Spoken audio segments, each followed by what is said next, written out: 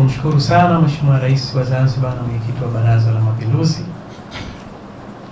kwanza kwa ushindi mkubwa ambao wameupata wa asilimia 74.8 ndani ya Zanzibar. Kwa kweli ni heshima kubwa kwake, lakini ni heshima kubwa kwa Wazanzibari wote, na ni heshima kubwa kwa ofisi yetu, ofisi ya makamu wa pili, ikiwa ni ofisi ambayo inasimamia shughuli zote za utendaji wa serikali. Niendelee kumshukuru tena Mheshimiwa Rais kwa mara nyingine tena kuendelea kuniamini na kuniteua tena kuwa msaidizi wake wa karibu na kuwa mtendaji mkuu wa shughuli za serikali kwa maana ya makamu wa pili wa rais.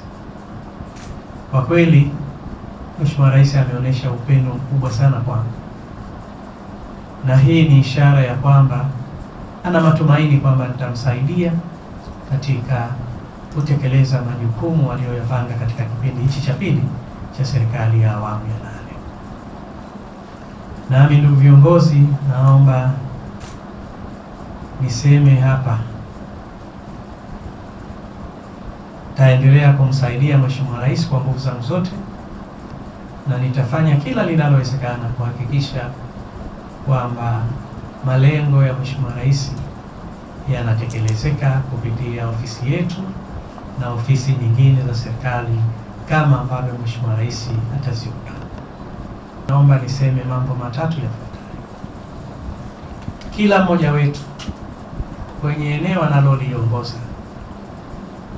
aanze kutafakari kwa upana wake namna gani tunakwenda kufanikiwa na kufanikisha shughuli za serikali katika kipindi cha pili cha serikali ya awamu ya 8. Ni njia bora na ya kisasa.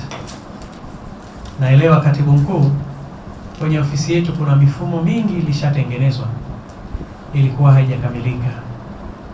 Naamini sasa ni muda sahihi wa kuikamilisha ile na kuweza kutumika kwa serikali nzima ili kuweza kupata ufanisi wa ufuatiliaji wa majukumu ya serikali ya Mapinduzi ya Zanzibar chini ya uongozi wa Dr. Hussein Ali Mwinyi.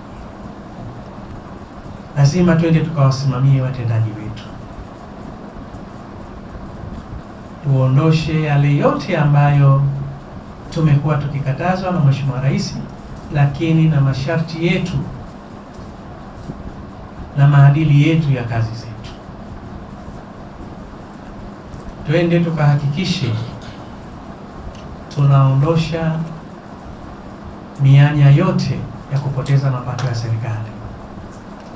Lazima tuanze ndani kwenye ofisi yetu, lakini baadaye tutoke nje kwenye maeneo mengine, twende tukayasimamie haya yote. Mashirikiano kupitia ofisi zote lazima tuyaimarishe, na pale ambapo tunaona hapajakaa sawa, basi lazima hatua za kisheria tuzichukue, tuone tunakwenda kwenye utekelezaji.